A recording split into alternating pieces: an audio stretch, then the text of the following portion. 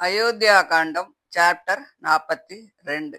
ராமனுடைய ரதம் காட்டுக்கு புறப்பட்டு போறத அப்ப அந்த ரதம் போகும்போது வழியெல்லாம் ஒரே புழுதி கிளம்புறது. அந்த புழுதிய பார்த்துட்டே இருக்கார் தசரதர். அப்படி அந்த தசரதன் இன்னும் கொஞ்ச நேரம் தன்னுடைய ராமனை பார்த்துட்டே இருக்கும்படியாக என்னால முடிஞ்ச உதவிய செய்யறேன் அப்படிங்கிற மாதிரி அந்த புழுதியும் நிறைய வர ஆரம்பிச்சது. புழுதி கொஞ்சம் கொஞ்சமா அடங்கி போக ஆரம்பிச்சது. தசரதர் அப்படியே கீழே விழுந்தார். கௌசல்யை உடனே அவருடைய புஜத்தை பிடிச்சு தூக்கி எடுக்கிறா. கௌசல்யை வலது பக்கத்துல நின்னுட்டு இருக்கா, கைகேயி இடது பக்கத்துல நின்னுட்டு இருக்கா. வலது பக்கத்துல இருக்கிற கௌசல்யா உடனே தசரதரை தூக்கி எடுத்தா.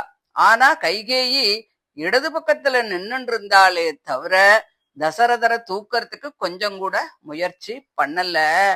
சக்கரவர்த்தி இயற்கையாக எல்லார்கிட்டையும் வணக்கமாயும் மரியாதையாகவும் இருக்கிறவர் தான்.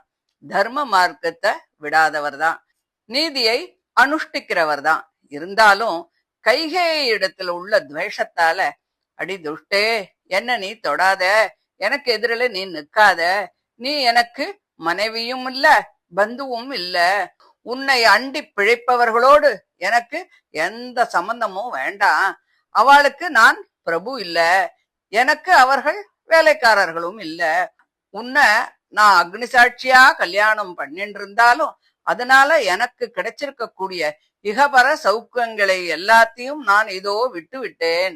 பரதன் இந்த ராஜ்யத்தை வாங்கிண்டு சந்தோஷமாக இருந்தா அந்த மகா பாபி எனக்கு செய்யும் உத்தர கிரியைகள் கூட எனக்கு சேர வேண்டாம் அப்படின்னு கோபமா சொல்றார். கௌசல்யை தசரதர அரண்மனைக்கு மெதுவா அழைச்சுண்டு போறார். தசரதர் ராமன் தபஸ்விகளுடைய வேஷத்தோடு போறத நினைச்சு ஒரு பிராமணனை கொலை பண்றத போல, நெருப்ப கட்டி அணைக்கிறத போல தவிக்கிறார். ராமன் போன வழிய திரும்பி திரும்பி பார்த்துட்டே போறார். நேர்த்தியான சந்தனம் பூசிய தேகத்தோடு சுகமான தலையணைகளின் மேல் சாய்ந்து கொண்டு அழகு வாய்ந்த வேலைக்காரிகள் விசிறி போட நித்திரை செய்யக்கூடிய ராமன் இன்று எங்கோ மரத்தடியிலே எந்த கல்லையோ கட்டையோ தலையணையாக வச்சுண்டு படுத்துருப்பானே. யானை தூங்கி எழுந்திருப்பது போல புழுதி படிந்த தேகத்தோடு தரையிலிருந்து பரிதாபமா எழுந்திருப்பான். லோகநாதனாக இருந்தாலும் அனாதையை போல எழுந்து போறத காட்டுல இருக்கிறவாள்லாம் பார்க்காம இருப்பாளா? ஜனக மகாராஜனுடைய பொன்னான ஜானகி இன்னைக்கு கல்லுலையும் முள்ளுலையும் நிறைஞ்ச அந்த காட்டுல நடந்து கஷ்டப்படுவாளே. சகல சுகங்களையும் அனுபவிக்க கூடியவள் அவள். கஷ்டத்தையே சொப்பனத்துல கூட நினைக்காதவள். காடுகளையும் இதுவரை அவள் பார்த்திருக்கவே மாட்டாள். மயிர் கூச்சலை உண்டாக்கும் மிருகங்களினுடைய கம்பீரமான சப்தத்தை கேட்டு அவ பயப்படுவாளே. மகா பாபி கைகேயி, ராமன் இல்லாமல் ஒரு நிமிஷம் கூட என்னால பிழைக்க முடியாது.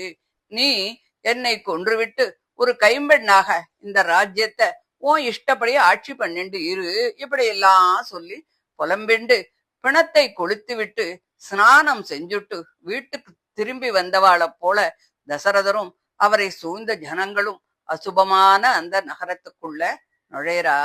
இது நாள் வரை மகாராஜா வெளியில வரும்போது அவரை பார்க்கறதுக்காக வீட்டு வாசல்ல ஜனங்கள் கூட்டம் கூட்டமா நிப்பா. இப்போ அங்க யாருமே இல்ல. கடைகளும் கோவில்களும் மூடி இருந்தது. நடக்க சக்தியுள்ளவர்கள் எல்லாம் ராமனோட போயிட்டா.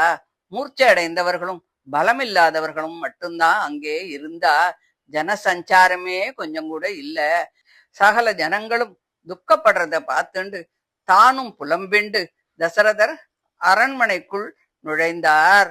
ராமன் இருந்தால் சத்துருக்கள் யாரும் சொப்பனத்துல கூட பிரவேசிக்க முடியாத அந்த அயோத்தியை அப்பொழுது ராமலக்ஷ்மணர்களும் சீதையும் இல்லாததால் யாரும் தடையில்லாமல் பிரவேசிக்கும்படியாக இருந்தது.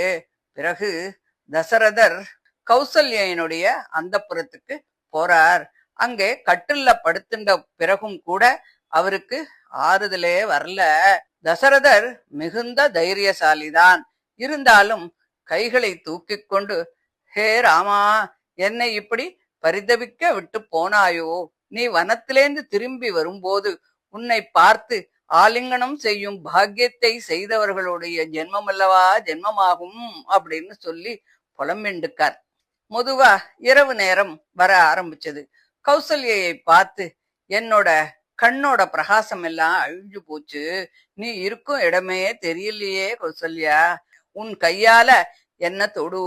ராமனுடன் வனத்துக்கு போன என் கண்கள் இன்னும் திரும்பி வரல. 60,000 வருஷங்கள் வரையில் விரதங்களையும் உபவாசங்களையும் செய்து பெற்றெடுத்த என் அருமை குழந்தையை பார்த்த என் கண்கள் அவனுடைய அழகிலேயே ஈடுபட்டு அவனோடு போனது. போனவை திரும்பி வருமா? அவனை பார்க்கும் பாக்கியம் எனக்கு இல்லாவிட்டாலும் அவனை பெற்ற பாக்கியத்தை செய்த உன்னையாவது நான் பார்க்கலாமே. அதற்கு கூட உபயோகப்படாமல் என் கண் வீணானதே. கைகேயின் முகத்தை பார்த்த மகா பாபம் போக வேண்டுமானால் ராமனுடைய முகத்தை நான் பார்க்க வேண்டுமே, அது முடியாதே. அதனால் உன் முகத்தையாவது நான் பார்க்க நினைக்கின்றேன். ஆனால் அதுவும் எனக்கு கொடுத்து வைக்கவில்லையே. உன்னை பார்க்க முடியாத எனக்கு கண் என்ற இந்திரியம் போய்விட்டது, இது நிச்சயம். அது மாதிரி உணர்ச்சி என்ற இந்திரியமும் இருக்கா போச்சா அப்படின்னு நீ பார்த்து சொல்லு. உன் கையால என்ன தொட்டுப்பார். எனக்கு உணர்ச்சி இருந்தால் அது போகவில்லை என்று நான் தெரிஞ்சுப்பேன். ராமனை பார்க்காமல் தவிக்கின்ற எனக்கு ராமனை பெற்ற உன்னை தொட்டால் அந்த தாபம் போகுமே. ராமனை பார்க்காட்டாலும் அவனுடைய தாயான உன்னை பார்த்து பேசி தொடுவதால் அதற்கு சமமான சுகம் எனக்கு கிடைக்குமே. முன்பு கைகேயுடன் ரகசியமாக எதையோ ஆலோசித்து என் மகனான ராமனை காட்டுக்கு அனுப்பிவிட்டார். இன்றைக்கு என்னிடத்திலே பிரீதி உள்ளவர் போல காட்டிக்கொண்டு இன்னும் என்ன கெடுதி செய்ய நினைக்கிறாரோ என்று மட்டும் நினைக்காதே கௌசல்யா.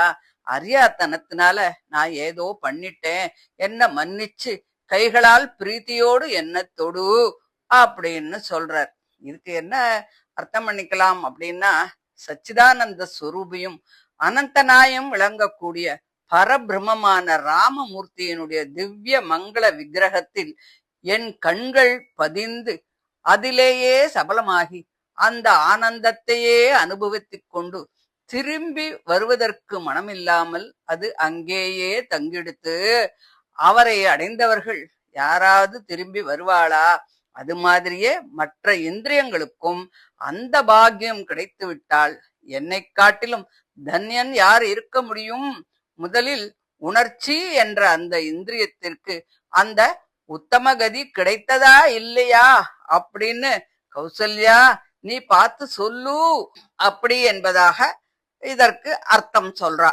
இப்படி ராமனை பற்றி புலம்பும் தன்னுடைய புருஷனை பார்த்து அவருக்கு பக்கத்துல உட்கார்ந்துண்டு கௌசல்யை தானும் புலம்ப ஆரம்பித்தாள் அப்படின்னு சொல்லி இந்த 42வது அத்தியாயத்தை முடிக்கிறார்.